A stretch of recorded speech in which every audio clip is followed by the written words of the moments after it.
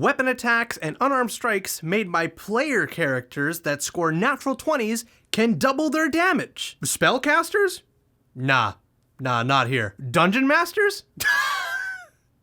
Get the fuck out of here. This is one of the many changes made in the first part of the Unearthed Arcana 1 D&D. For those of you not caught up to speed, Unearthed Arcana is the way that Wizards of the Coast will playtest new material that is set to release in Dungeons & Dragons down the line. Many times they will put out new classes, new items, new monsters, new races, and all kinds of new things for Dungeon Master and players to test out and then fill out a survey and give them feedback on it. And then behind the scenes, they will tweak it and change it, and then over the coming months to years, that tweaked stuff will then come out in official books. And now, with Wizards slating to release a new edition of Dungeons & Dragons sometime in 2024, they've started doing what are called One D&D, which are Unearthed Arcanas strictly meant to change and affect the new edition coming out in 2024. And the first Unearthed Arcana for this new edition, titled One D&D, has come out, and a lot of people have got their chance to read it, and some people have even played with the new rules, myself included, and they've shared their opinions. There are a lot of things about it that I love. There are a couple things about it that I think are pretty mid. And then there's this rule that I absolutely despise. A big point that I want to make very, very clear is that I'm a forever DM. I've spent all my years playing Dungeons & Dragons primarily as a dungeon master. I think maybe 10% of my time has been as a player. So I am skewed in my opinion on this based on the fact that I'm a forever DM, but nonetheless, I still think it warrants talking about it. Because as the rules are right now, whenever you score a critical hit in combat, regardless of whatever weapon or spell you are using, or if you are a dungeon master, that attack is considered a critical hit, and you can either double the damage or double the dice, whichever you choose. But this new rule does not add anything to that. It simply reduces who can get that benefit. The way it's worded now is that only players can score critical hits. Dungeon masters, regardless of what type of monster or NPC you were using in combat, if you roll a natural 20, that's cool. It means nothing else special for you. And for players, if you're playing a spellcaster, guess what? Natural 20s don't mean shit for you either. It only now grants that bonus to people using weapons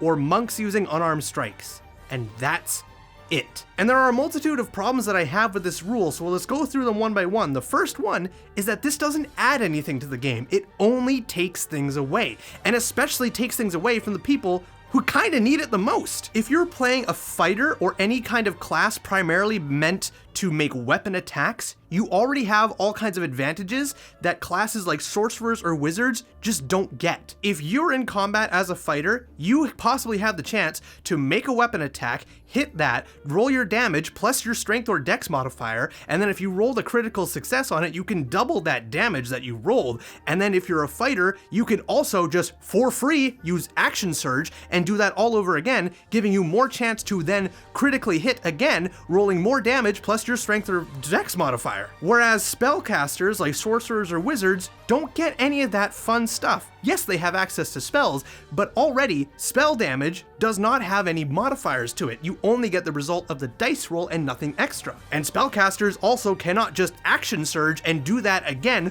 for free, giving them the chance to do more damage on top of what they already did for free. Spellcasters kinda need the ability to critically succeed on spell attacks because they don't have the option to just action surge for free and do that again, and their damage dice already doesn't get any modifiers to it like melee weapon users or other people using weapon attacks. So this new ruling just double shafts them and tells them, guess what? Now you can't even crit on your spell attacks whatsoever, but people who were already getting bonuses to their damage and action surging, getting them more attacks already for free in combat, they can still critically succeed. It's really just a giant fuck you middle finger to spellcasters who already are playing at a disadvantage in combat. And then there's dungeon masters. Now, I've seen a lot of people say that they understand why they're taking this ability away from dungeon masters. Some people are saying it's because they want new players to be safe from critical attacks from monsters in early games and for new players not to just get immediately eliminated. And other people who suggested that they're reworking monsters entirely and probably adding a couple more recharge abilities to a lot more monsters later on. And while I can understand where people are coming from with these kinds of ideas, I don't think that's true. There are hundreds upon hundreds of official monsters in Dungeons & Dragons, and there is a very, very minute small handful of them with recharge abilities. They would have to overhaul a enormous staggering amount of monsters and give them recharge abilities for this to be a thing. And then for those arguing this is for new player safety, I don't think new players need this safety net. If a dungeon master is worried about a new player dying in early combat, they have the choice to just fudge their dice behind the screen. Now, I don't think they should personally do that myself, but that is a thing that most dungeon masters will likely do. And if you're a dungeon master like me who doesn't believe in fudging their dice, you just need to have a sit down with new players and tell them that, hey, it is a very real possible chance that your character will die in this game. It is not an unthinkable scenario. And if you can make that clear to your players, they'll be more understanding if inevitably when their character dies from either a critical hit from a monster or poor dice rolls and saving throws from traps or something, that they were ready for this. They knew this was going to happen and it was a very real possibility. I don't believe we should be safety netting new players just for them to make it through the early levels of the game.